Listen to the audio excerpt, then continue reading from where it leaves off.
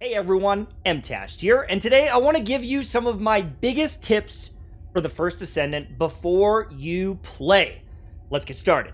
Tip number 1, the floor is lava. What I mean by this is, in a game like this, you are going to replace all of your gear rapidly. Your weapons are going to rapidly get outscaled, they're going to be higher levels, they're going to have way more damage over and over and over again. The little substats that you might get on it, they might look cool. You get 3 golden rolls, does not matter. They're trash within minutes. I have one recommendation. If you get a really cool roll on it, you can lock the item and you can save it. If you want to bring up the level later, there is a way to bring up the level of some weapons. But as you're progressing through the game, just equip the highest tier stuff because it does so much more damage. If you're sitting in your inventory looking through every single weapon and every single armor piece, you're just wasting time. So if you want to be the sweatiest gamer and progress faster than everybody else, then the floor is lava.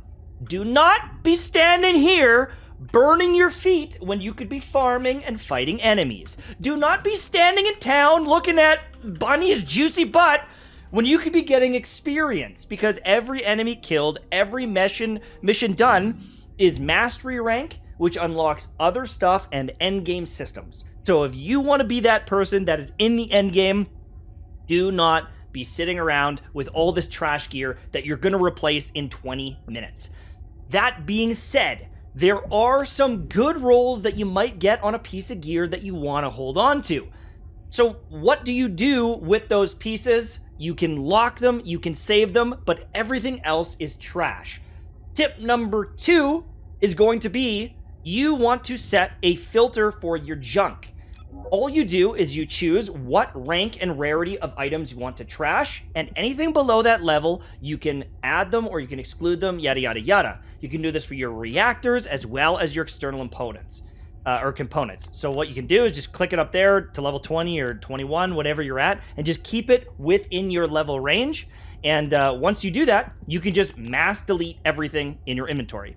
So if I go like this, I can designate all the pieces that hit that criteria, and I can just delete them. All the ones that I've hearted or saved, they're good to go. I can save them.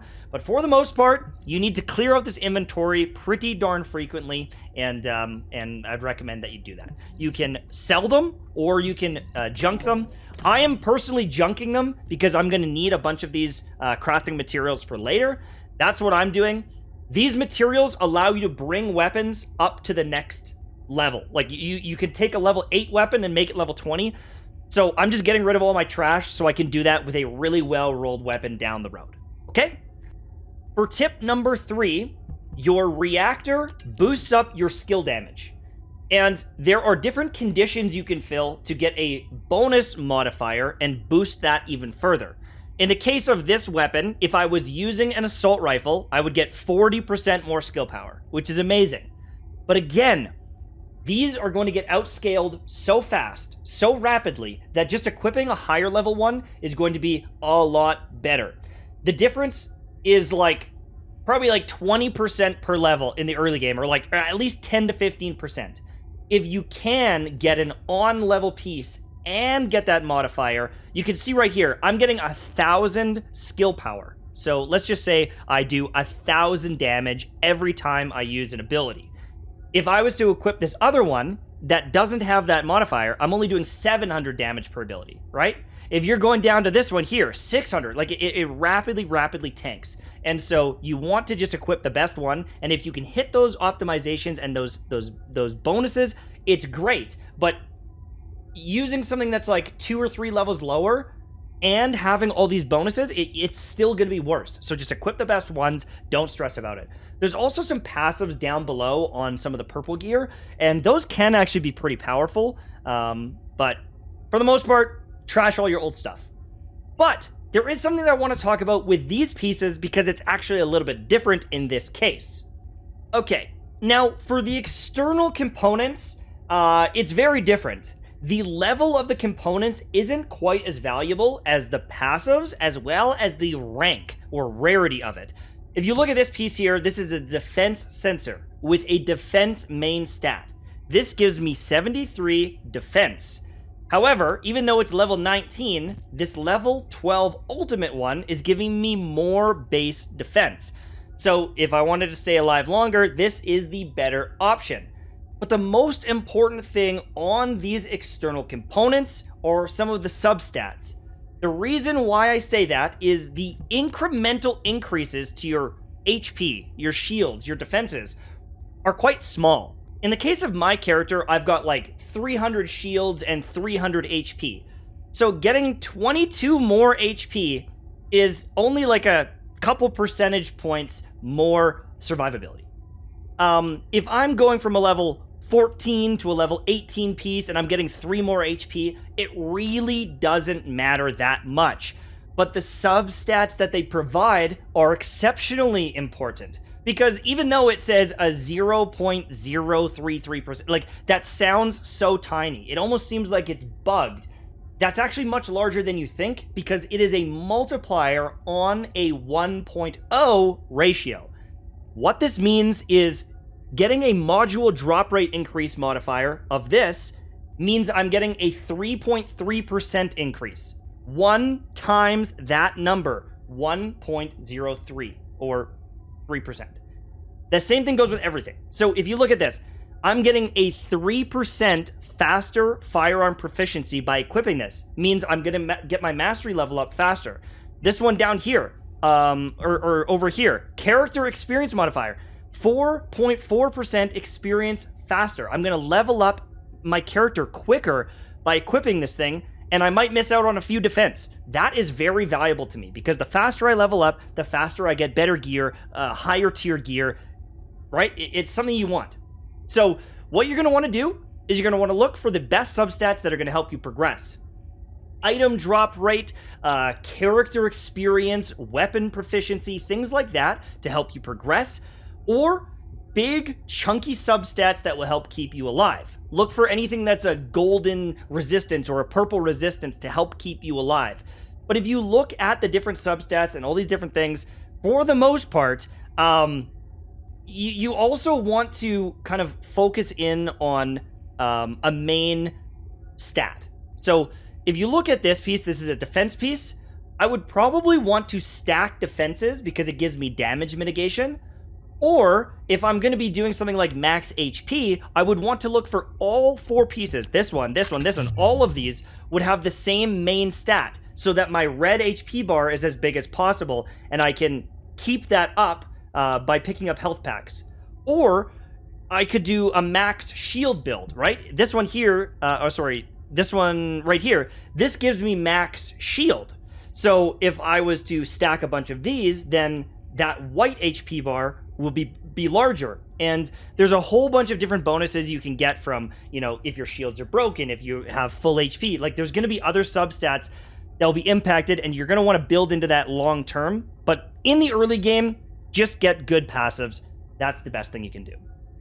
As you get further into the game, this is my first take, by the way, you can enhance your mods. You can also dismantle your mods, and then you can combine them down the road. But that's quite a bit in, multiple days into the game. I want to talk about this really quickly.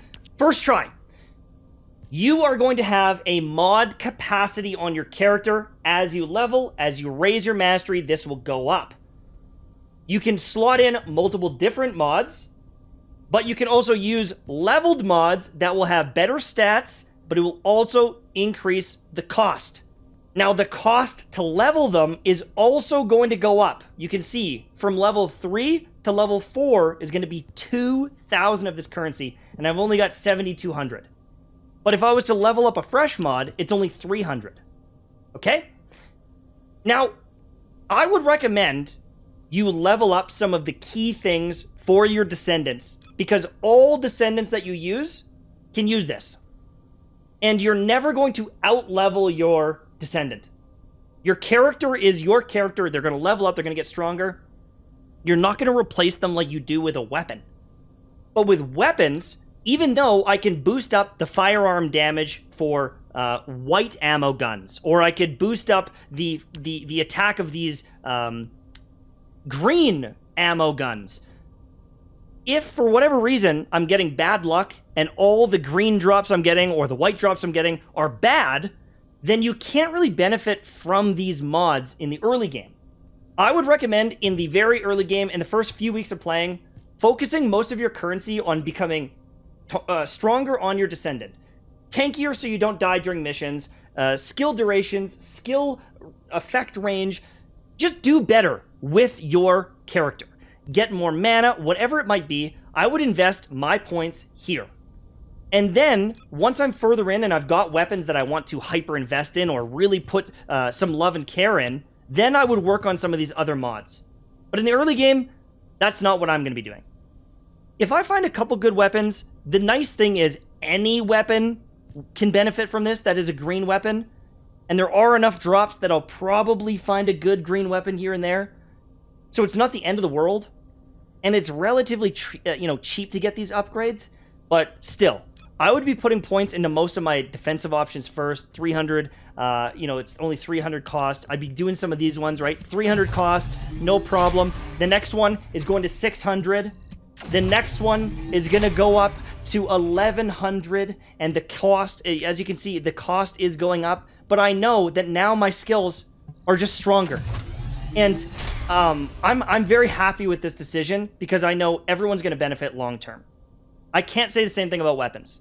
So I would take things to like level 2 or 3 in the early game at most because you're going to start running out of this currency and it does ramp up very, very quickly. I'd rather have 1 or 2 upgrades in multiple things than max out one piece and spend all my currency on one piece. You also have to be careful with your module capacity. If you are leveling everything up 1 or 2 levels, you're going to run out of capacity. So you need to really pay attention to this. If you just put 1 in here, boom, boom, boom, boom, I'd run out of capacity very quickly. But there's one final trick to this. If you get any of these, I don't know what to call them, aura specialty ones, this makes my charged attack better, my sub attack better. Leveling these ones will also increase my module capacity. You can see it's going up to 42 there. It's at 41. If I level this, it'll go to 42. There's multiple different modifiers here, but I'm just going to use this one because it gives me more capacity, and I can level this one up to alter that and increase my capacity. So be on the lookout for these ones. By investing this currency, you can open up some doors for your mods and slot in some things you might not have been able to before. Now, you can dismantle mods as well. You can choose them, you can put them in there, and you can dismantle them, and you get quite a bit of currency. If I was to dismantle all of my duplicate mods, 19,000! I would be able to get a ton of these shards and upgrade quite a few of my mods. The issue with that is there may be some builds that want a level 4 fire rate up. And if you dismantle all of them, and you get rid of all of them, you're going to have to farm another one. You're going to have to get it. My recommendation is to only get rid of like, dupes where you've got, like, 2 or 3 or 4 plus copies of it. I would be very careful with this in the early game, because it might be very frustrating to get another copy of these. And depending on the builds you're doing, you might need different mods leveled up to different things to fit into your mod capacity. So just be very careful with this in the early game. If there's mods that you never plan on using, or you have a bunch of copies, you're cool. But I am personally going to wait until the very last moment to do this, until I'm starving or I can't progress because I don't have enough tankiness or damage or whatever it might be. Now, you can also bring up the level of your gear using these materials and a higher level weapon. So this level 8 hero scar that's got a pretty good roll on it, I could bring it up all the way to level 21 and increase my DPS on it and keep that weapon, which is definitely an option. That's cool. And I would recommend, if you have a crazy roll with like 3 golds and a purple or something like that, a bunch of stats that you're interested in, hold on to it. Lock it just in case, because all of these different weapons have proficiency levels. And you're going to want to level them all up eventually so that you can progress in the game. We'll talk about that in a minute. But my recommendation, for the most part, is do not do this until the absolute end game. Because, again, you're going to replace your gear so fast. Wasting these materials, this is actually quite a bit of materials. Doing this right now is brain dead.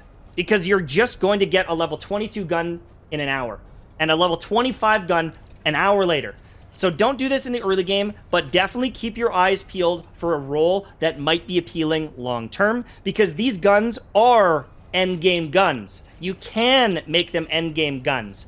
So if you get the God roll at level 2, that's fine, but you need to hoard that bad boy and save it. Everything else is just trash. Now, you can also reroll substats. If I wanted to lock in the weak point damage, which is a pretty good mod, I can lock this, and then I would be able to use these materials and re-roll the weapon. I would get all new substats, but each piece that you want to lock, or each stat you want to lock, is going to increase the cost dramatically, exponentially. Again, this is an end game system on a maxed out weapon. Don't do this early. It is a huge mistake. This is like hours and hours worth of farming. At least right now, this is hours of farming for me to get one of these things made. I need 20 of them if I wanted to do this. I would not recommend anyone does this until they're pretty much max level. You want to hoard these materials until you can craft on the perfect thing. The other thing is there are ranges on these stats and how much they can roll. And so not only do you want to start getting like a golden piece, this is like a relatively high roll. So this is something that maybe I would want to consider long term. But not only do you want a golden roll, you also want it at the top of the range. So you can see here, weak point damage can be anywhere from 2.1% all the way up to 5.8%. You might have a gun that has 3 golden stats on it, but they're in a lower range and they're not as good as you might think. So only hold on to the absolute cream of the crop. So for the next thing you need to think about, it is your character levels, but more importantly, your mastery rank. Now, my bunny is level 19. My Lepic is only level 11. As you level up your character, they're going to get stronger. Duh. Their abilities are going to get better stats, better modifiers. You can see in here that as I'm leveling up, some of these numbers are turning green. That's because the damage and the base numbers are going up. My mods are affecting them and boosting the stats. My character is better. But the mastery rank is going to be one of the big limiting factors that everyone runs into. What do I mean by that? Mastery rank is the culmination of weapons used, characters leveled, quests done. This is a very big progression point for you. And as you level up your mastery, this will give you capacity for your Descendant as well as your weapons. So a level 1 character who's a high mastery, on the account is going to be able to equip way more mods and kind of pump through the game even on a low level character, because their weapons are just going to be stronger and the base stats of the character are going to be modified by better mods. So you can jump in on a fresh character that you craft or buy and pump through the game if your mastery level is higher. But how do we get this mastery level? Leveling your actual character is one step. So you're going to want to play on Bunny, Ajax, whoever your main characters are, play on them and level them up, because you're going to get progress towards mastery. But the other thing is your actual weapons. Each weapon, each name is going to have its own proficiency. So this Devil's Call is a white ammo gun. It's a submachine gun. I'm proficiency level 7. But this gun is proficiency level 7. You can see 1,600 experience. This one is 7,000 experience. They're different guns, different proficiency. You're going to need to use and max out multiple weapons in the game.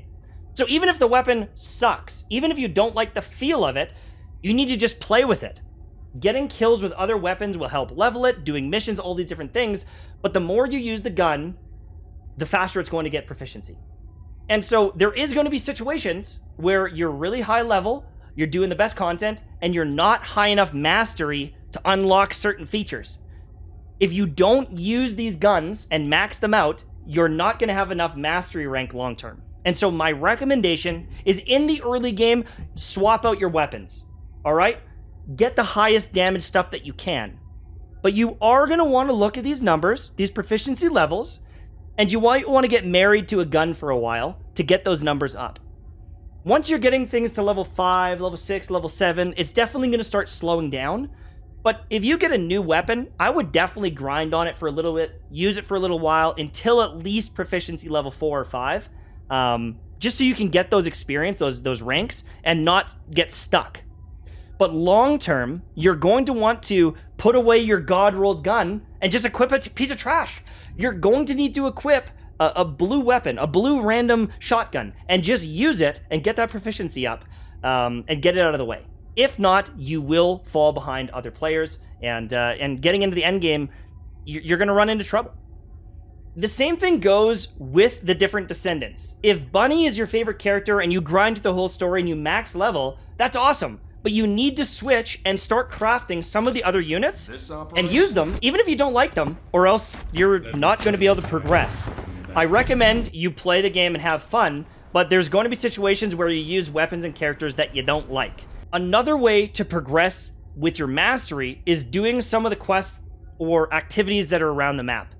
Now, on certain ones that you've already completed, you won't get mastery, but there is a first completion bonus.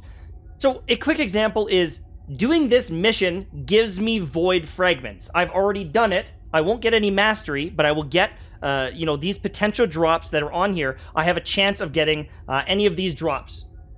But if I get enough void fragments, I can activate this teleporter thingy, or this boss fight, and this one will give me mastery. And so it's kind of a one-time hit of mastery doing this activity.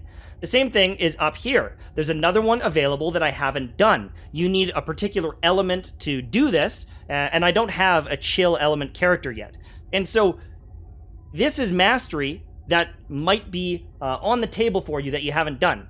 There's public events that are available, and they give you mastery as a first-time completion. So look around on the map, check the missions, and see if there's anything that's going to give you mastery rank. In most cases, playing through the main story will give you, mastery, and you'll complete many of these things naturally, but there's going to be a few where you have to re-explore the area to finish them off. But let's talk about crafting, because that is very important as well. With crafting, this is a very long-term thing. Some of the materials you need to get characters is going to be like weeks from now, because you have to do hard mode content that's level 70, 80, 90. You won't even be able to touch it. So there's going to be some, like Bunny, that you're going to get the pieces right away, and they kind of force you to get her. They want you to get her. The same thing goes with this unique weapon. I got the pieces to this thunder cage. I'm crafting it. There's a 4-hour timer on it, but I have no other things to craft. There's nothing to work on. That being said, eventually, as you get further into the game, you will have these things. And many of them have long durations if you want to research them, if you're not going to spend money. So I would highly recommend, if there is a character that you do want, or a weapon that you do want, to track them and make sure that you're focusing in on them, because you might be far enough into the game to start getting these resources, but it might take you 4 days to actually craft it. And so if you don't start, right away and get working on some of these pieces, you're gonna be sitting there with all the stuff you need and not have the materials. And in the case of the characters, you need to craft these first pieces and then put them all together to get the character. And so there's multiple steps here. If you're gonna be a free-to-play player, keep your eyes on the crafting. If you're going to be tracking things, you can just press G on PC and you can track that item. But I'm warning you, some of these things you won't get till you're level 60, 70, way into the end game. So another thing to do with quests is, honestly, do the main story. Like, grind through the main story. It gives you tons of experience doing these quests to progress in everything. However, there are side quests that pop up. And in the case of Bunny, it allows you to get Bunny. In the case of the Thunder Cage, this is a unique, legendary weapon. Some of these side quests are guaranteed ways to get what I would consider free characters or free weapons. They give you everything you need to do it without any RNG. And so if you want to start using some different characters or have them available, look for some of these missions, because it essentially is a quest line that gives you everything you need. In the case of some of these subquests, though, you have to progress on the main story anyways to go to the areas needed. But if you're, getting bored of the main story, or you want to take a break, commit to one of these bad boys. You commit to one of these, I'm going to have Freyna. I'm going to be able to use her and start getting mastery on her, and it's pretty cool. Look out for ones that actually give you a weapon, a character. Those ones are the ones I'm going to be focusing on myself. The final thing I want to talk about are these void intercepts. Now, these are essentially a boss fight, and they're naturally going to push you into them while you're doing the main story. The next quest is, I have to go fight this boss. However, you can go back and fight them solo or as a squad, and you can farm for different materials. And in the case of these different bosses, some of the materials to craft characters or legendary weapons only drop from certain bosses. So you're going to want to start to build weapons or characters that can focus on a particular boss. Resistances to fire or poison, whatever is going to be best to defend yourself, and you're going to need to go into some of these bosses multiple times to farm. I wouldn't recommend you do this in the early game, but eventually this is something you're going to need to consider.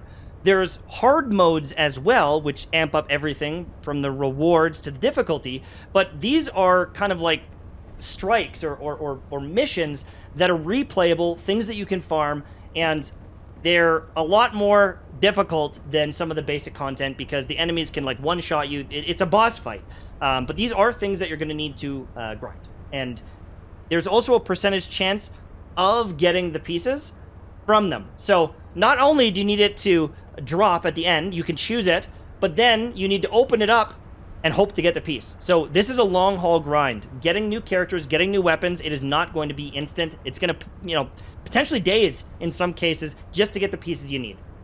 Overall, those are some of my main tips. Focus on your Descendant. Focus on, different weapons and getting your mastery up. Do the main quests. But for the most part, just equipping the newest, hottest thing is going to be your priority. The floor is lava. Go get grinding, go do missions, stop looking at all these pieces of gear that you're going to trash anyways, and you're going to be in the end game before you know it. Or, you could just keep staring at Bunny, because that's pretty fun too. Thanks for watching. Have a good day.